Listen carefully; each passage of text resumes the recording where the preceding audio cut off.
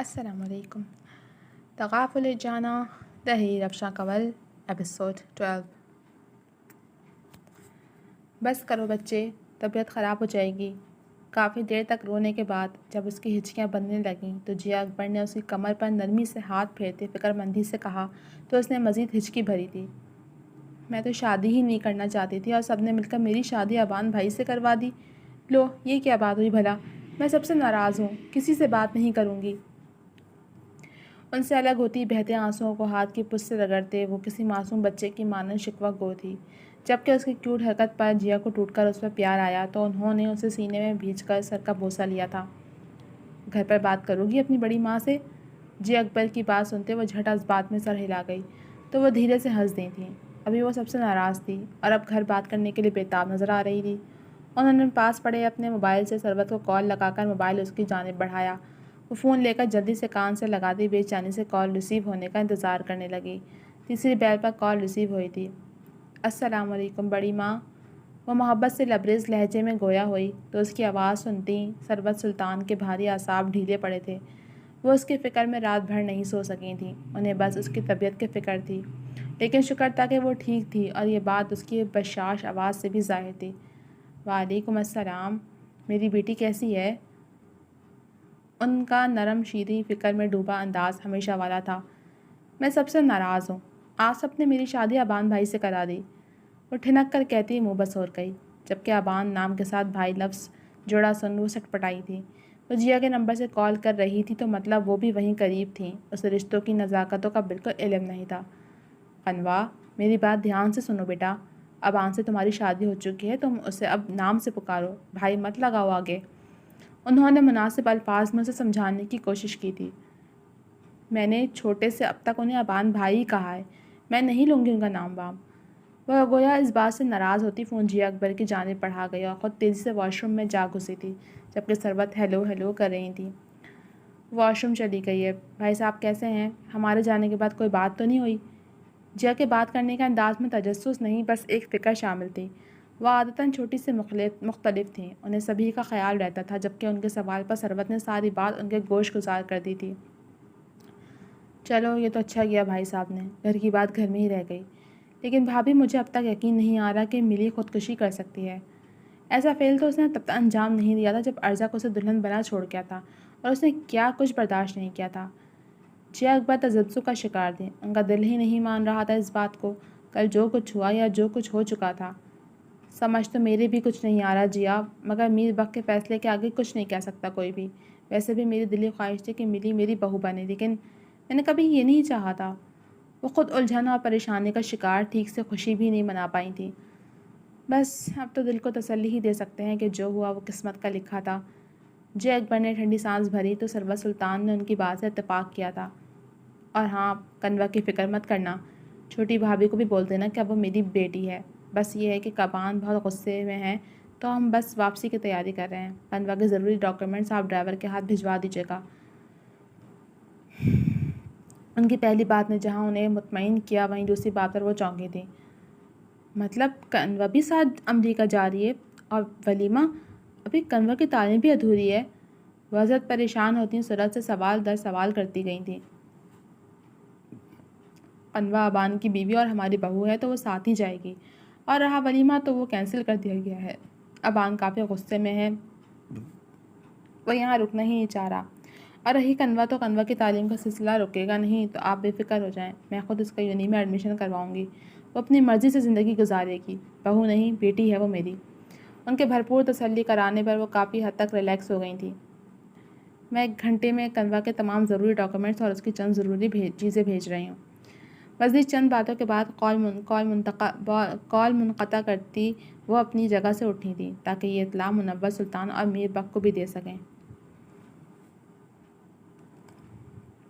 وہ ساری رات صوفے پر نیم دراز رہی تھی، اس کی حسین آنکھوں سے گویا نیند کسی ضدی بچے کی طرح روٹ گئی تھی۔ اس نے ہاتھ اٹھا کر اپنے ماتھے کو ہلکے ہلکے دبایا تھا، جو لگتا تھا کہ کسی پھوڑے کی طرح دکھ رہا ہو۔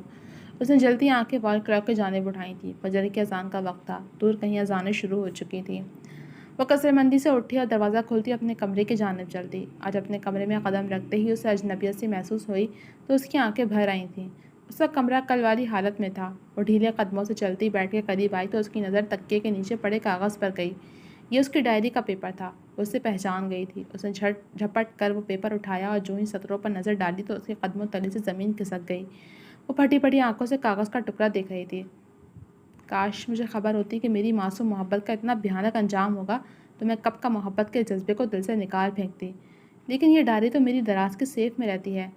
کرب آمیز انداز میں کہتے وہ آخر میں بڑبڑاتی ہوئی تیزی سے اپنی رائٹنگ ٹیبل کے پاس چلی آئی۔ اس نے لکڑی کا ڈور کھولا تو سامنے ہی سیف تھی، جس میں ضروری ڈاکیومنٹس کے ساتھ اس کی ڈائری بھی موجود تھی۔ کنوا کو اس کا پاس ورڈ پتہ تھا۔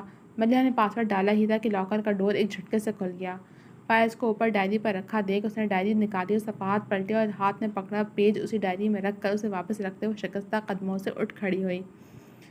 کنوا، یہ تم نے اچھا نہیں کیا۔ آنکھوں سے بہتے اشکوں کو بے دردی سے رگڑتی وہ ڈریس لے کر واش روم میں بند ہو چکی تھی۔ وہ جانتی تھی کہ اس کی بہن نے یہ سب اس کی محبت میں کیا، لیکن اس منتقم المزاج شخص نے اس کی معصومیت کا استعمال کیا تھا اور وہ جیت بھی گیا تھا۔ اسی لیے ملیحہ چاہتی تھی کہ ارزق اس سے دور رہے۔ وہ معصوم اس کی چالوں کو کہاں سمجھ سکتی تھی۔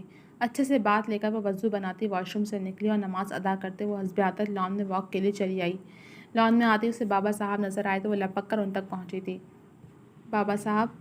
سلام کرتے اس نے بے تابی سے انہیں پکارا، جبکہ وہ اس کی آمد سے باخبر فقط سپاٹ تاثرات لیے اپنے قدم روک گئے۔ ان کا یہ ٹھنڈا انداز ملیحہ کی ساری طاقت نچوڑنے لگا تھا۔ آپ کو لگتا ہے کہ آپ کی ملی کوئی ایسا کام کر سکتی ہے جس سے آپ کا سر جھکے؟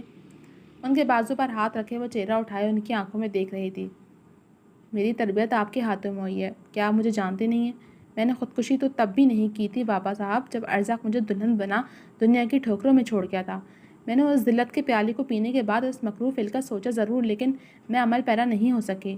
جانتے ہیں مجھے خود سے زیادہ آپ سب کی عزیز ہیں، تو اب کیسے میں یہ سب کر سکتی ہوں؟ اب ہی کیوں؟ ابان کے رشتے کے لیے رضامندی میں نے خود دی تھی، تو پھر میں کیوں برات سے پہلے وہ سب کر سکتی ہوں؟ وہ بولتے بولتے رو دینے کو ہوئی تو میر بخت نے اپنی نظروں کا زاویہ بدلتے اس کی بھیگی آنکھوں میں دیکھا۔ بس پل لگا تھا وہ اسے اپنی شفقت بھری پناہ میں لے گئے تو وہ ان کے سینے سے لگتی اپنا دل ہلکا کرنے لگی۔ مگر وہ پیج اور اس پر لکھی تحریر تمہاری ہی تھی ملی۔ وہ اب بھی تذبذب کا شکار تھے۔ وہ میری ہی تحریر تھی، لیکن ان دنوں کی جب میرے دل میں ارزق کی محبت نے قدم جمائے تھے۔ وہ ایک نادان ملیحہ کی محبت کی سیاہی تھی جو اسی کے چہرے پر مل دی گئی۔ اس نے روتے ہوئے بھیگا چہرہ اٹھایا تو اس کی ابتہ حالت دیکھ میر بخت کے دل کو کچھ ہوا۔ تم مجھے بتاؤ اگر اس سب میں ارزق کا ہاتھ ہے تو؟ نہیں بابا صاحب پلیز۔ انہیں مشتعل ہوتا دیکھ وہ پل میں سنبھلی تھی۔ بڑی ماں کی حالت سے وہ اچھے سے واقف تھی۔ اگر وہ ارزق کی حرکت کا بتا بھی دیتی تو گھر میں ایک طوفان اٹھ جانا تھا۔ بڑی ماں کو اتنے سالوں بعد جو خوشی ملی تھی وہ بھی چھن جاتی اور وہ ان کی زندگی کو لے کر کوئی رسک نہیں لینا چاہتی تھی۔ ان کا دل کمزور ہو چکا تھا، وہ مزید کوئی صدمہ برداشت نہیں کر سکتی تھیں۔ بابا صاحب یہ بس ایک غلط فہمی کا نتیجہ ہے اور کچھ نہیں۔ شاید قسمت میں یہ سب یوں ہی ہونا لکھا تھا۔ اس نے اس مرتبہ لہجے کو نارمل ہی رکھا تھا۔ میری کنوا تو مجھ سے شدید ناراض ہو کر گئی ہے۔ ملیحہ کی جانب سے مطمئن ہوتے ہوئے ایک دم آبدیدہ ہوئے تو وہ ٹھٹکی تھی۔ کیا مطلب؟ وہ کہاں گئی ہے؟ وہ ان سے الگ ہوتی حیرانگی سے مستفسر ہوئی۔ کنوا کا نکاح ابان سے کر کے اسے رخصت کر دیا گیا ہے۔ ان کے الفاظ نے گویا کہ کسی خودکار بم کا کام انجام دیا تھا، جبکہ وہ بے یقینی سے ان کی بات سنتی بری طرح لڑکھڑائی تھی۔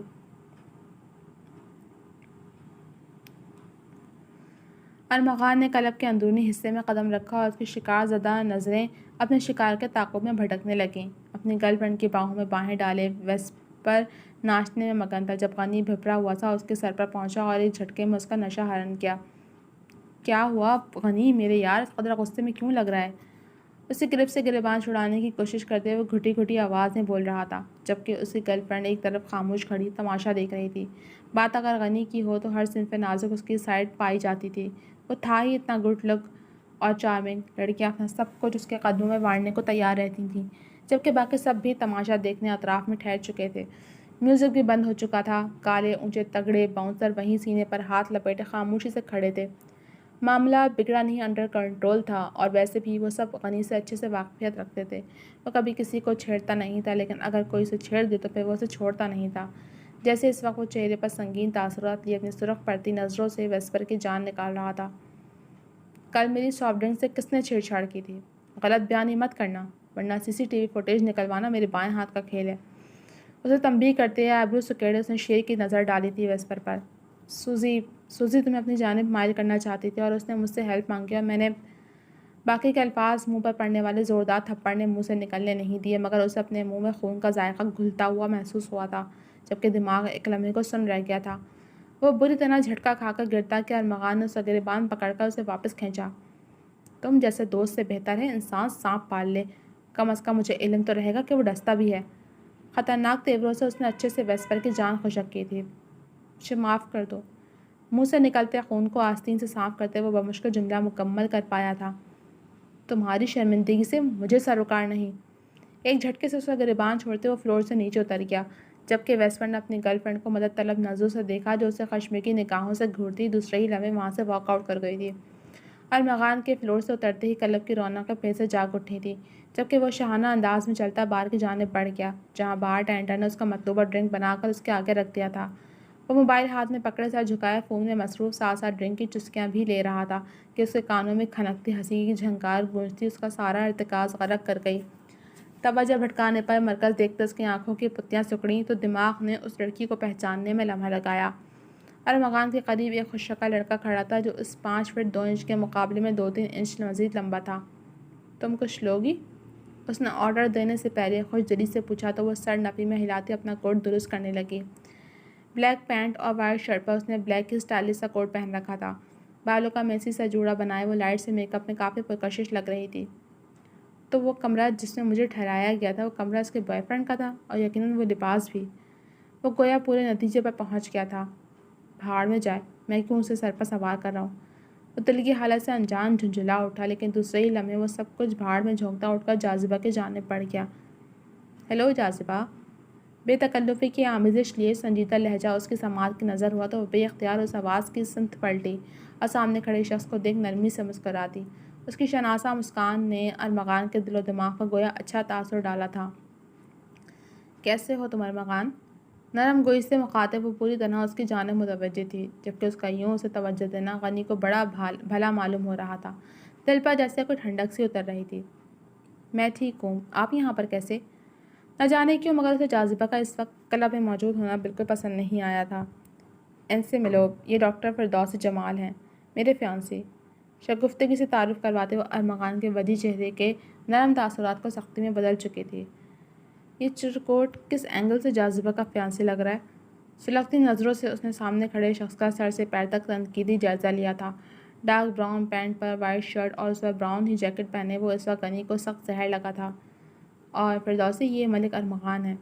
اس نے دونوں طرف سے تعارف کا مرحلہ نمٹایا تو فردوسی نے خوش اخلاقی کا مظاہرہ کرتے ہاتھ آگے بڑھایا تھا، جسے نہ چاہتے ہوئے بھی وہ تھام گیا، مگر ہاتھ چھوڑنے سے پہلے وہ ہاتھ پر اچھا خاصا دباؤ چھوڑ گیا تو فردوسی جمال نے اپنا ہاتھ جھٹکتے اسے گھورتی نظروں سے دیکھا، جس کی اس نے ذرہ برابر پرواہ نہیں کی تھی۔